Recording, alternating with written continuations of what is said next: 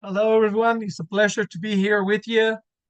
Not so long ago, everybody was like sharing their interests on this delegation. This is a very specific and a special delegation. First, because it's going to be a shorter time delegation for us as Witness for Peace. Usually, our delegations last 10 days. This is going to last 7 days. And also, one of the differences that it has with other delegations is that this specifically is going to be a hands-on delegation. Usually, our delegations are just a learning experience or sharing in solidarity experience and sharing with the community, but not specifically doing some work or sharing some specific on the field stuff with the community in Cuba. And this one, that's why it's called a hands-on delegation experience in Cuba, agroecology in action. So why being part of this delegation? First of all of the delegations we do, we are an organization that is in solidarity internationally.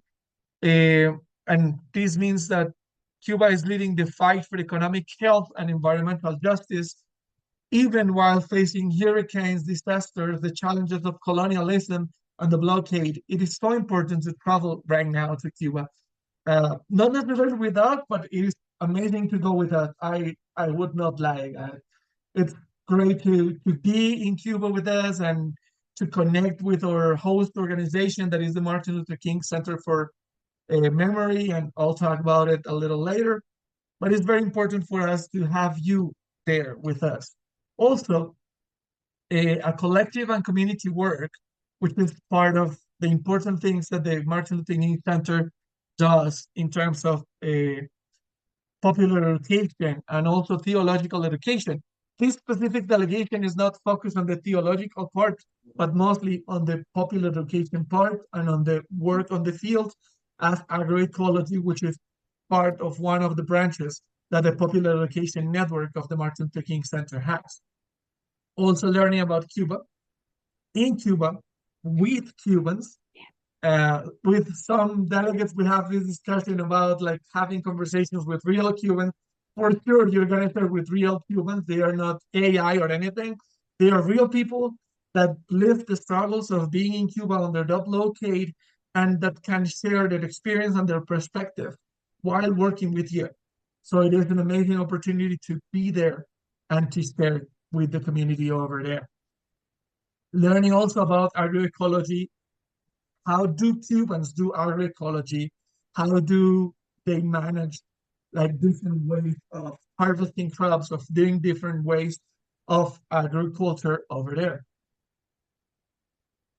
So what will you learn? You will learn about agroecology in Cuba. You will be in farms with the real actual Cuban farmers and their workers and like community that work there and that will be there. I won't spoil that much of the experience because I would really love you guys to be there to share with them, to approach also the realities that they face as community. Also, you will learn about the impacts of the US blockade on the daily lives of Cubans, especially in terms of food and also farm supplies, which this delegation is focusing on, and also how agroecology became a way to overcome the US blockade, as there is lack of uh, agricultural products, such as, well, the words in English just escape my mind, but such as like control for pests and different ways of feeding plants and stuff like that, and food for the animals also. Uh, Cubans have become very creative doing a sustainable way, but also a more safe for the environment way of taking care of their crops. So who will you meet? Basically, you will meet farmers, popular educations, and historians. This delegation will not be only working, will be at the midst of the summer in July. So don't worry about it. You will not get that sunburn and you will not get that overworked over on the delegations. The importance of this delegation, yes, is that you will have a hands-on experience and will learn on the field with the Cubans what do they do with their crops and all what they do, but also you will learn about the ways uh, that the Martin Luther King Center uses in terms of popular education. I don't know if you guys are related with popular education, but popular education is based on the theory that the people that are oppressed need to do something in order to get educated and to learn and to move on and to move forward against oppression. And that's what basically popular education is doing in Cuba right now through the Martin Luther King Center Popular Educators Network.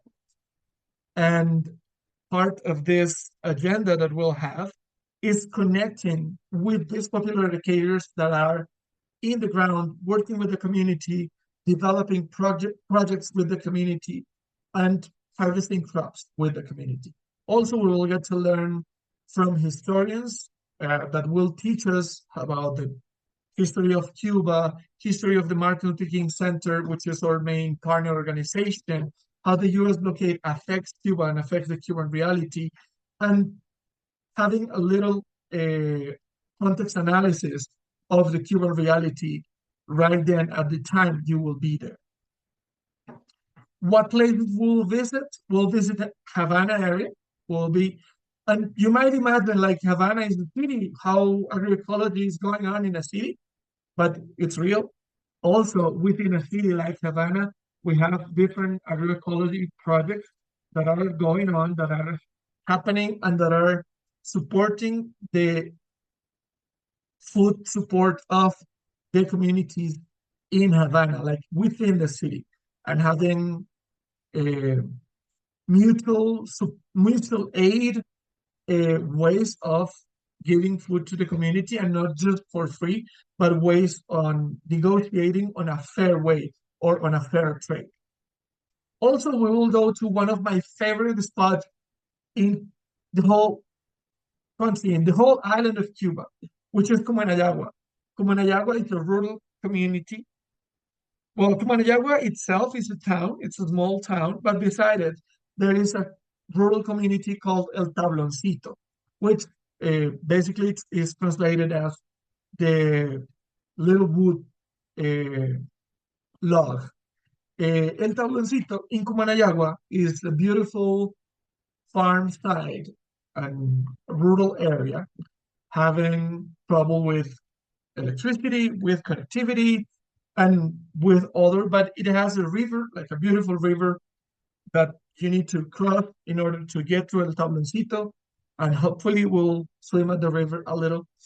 And but not only the fun part is that, but the part of connecting with the farmers and the community that has harvested on their backyards the food that they have, and they do share their crops and their food with each other on that sense. Also, we will visit, and where this is still under negotiation, but we'll visit a tobacco farm that has really advanced in terms of technology compared to other tobacco farms system to make their own tobaccos and to harvest it. So you will learn about one of their main productions that Cuba had, which is tobacco. Also, we are under negotiation right there at Cumanayagua with wheat farm that is also there working, and also we will share with them and learn on what do they do. Our main host will be the Martin Luther King Center for Memory, and I'll stop right there for a little bit, sharing with you that the Martin Luther King Center has a very community or communitary ways of leadership. At the Martin Luther King Center, there is not only one director or one leader, but there is a group of community leaders that make the decisions together, and the whole assembly, that the big decisions are made by the whole assembly, which is made through workers of the Martin Luther King Center, volunteers, community members, and also members from the Baptist Church, which is the, let's say, the mother organization of the Martin Luther King Center. The Martin Luther King Center divides itself through two networks that work around over 40 different parts of the country. And the two networks are the Popular Educators Network and the Theological Network Faith for Cuba. And both networks sometimes work together, but sometimes they do have different projects on them on their own. So they are on different cities of the country, but mainly the, let's say, the headquarters of the Martin Luther King Center are in Havana, and they do have a place where they will host us and will have us well fed and well taken care of. Between Havana and Cumanayagua, there is a 4+ hour distance.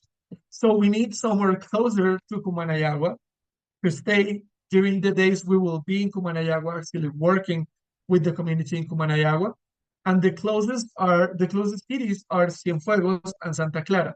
Unfortunately, in Cumanayagua, there are not like rent houses or places like that, which like would be like very handy. But unfortunately, we had to ride about 45 minutes either from Santa Clara or from Cienfuegos in order to get to Cumanayagua. So we will have a little more space to learn and to get to know other cities being part of the project of the delegation. Basically, the plan is we will arrive in Havana at the beginning of the delegation. The second day, we'll have an introduction, a visit to an agroecological farm in Havana. On that introduction, we will learn about the Martin Luther King Center and all the ways they work around the country, and we'll have a little context analysis. Won't have the bigger picture because we also want you to have your own experience and to learn and to connect with the community. So the third day we'll travel to Cienfuegos and we'll have one of the first hands-on experience right there in Cienfuegos. The second moment, hands-on, will come on the fourth day. We're actually in Cumanayagua with the community, and we'll spend the whole day there. We'll have them as part of the workers of the tobacco farm. So they're ready to be well fed and have a wonderful experience over there. Also, the fifth day, we'll have our last, let's say, hands-on moment, and we'll visit Santa Clara. And on the sixth day, we'll return to Havana for the closing moment and also to have, uh, let's say, a broader context analysis and a broader conversation, a big or wider conversation in terms of future projects that we will create together as delegates or ideas that we bring from Cuba to take back home. And on the 10th day, unfortunately, you gotta leave Cuba. And I will miss you guys so much once you leave Cuba. So what do we offer? You will have all your expenses on the ground already covered for the cost, like if, sorry, from your delegation fee that you will pay. Meaning, pre-departure orientation, ground transportation, comfortable accommodations, free daily meals and snacks, Spanish and English interpretation, and an honorary for local organizations and presenters. The ground costs do not cover international airfare, so that your flights will be like on your own. Souvenirs and gifts, extra tips, and alcohol is not covered by that cost, so that's also on your own. The cost of this delegation will be $1,800, and we provide a sliding scale pricing and resources for you to fundraise on the request. So what's your next step? Please apply now or whenever you're ready to do so, but please do it as soon as you want, as soon as you can. If you need more information, please write out to Cuba at Solidarity Collective. Either Jessica or I would answer to you as soon as we can. And share also and read some of our articles about Cuba and watch some of the testimonials we have on our YouTube channel. And I'll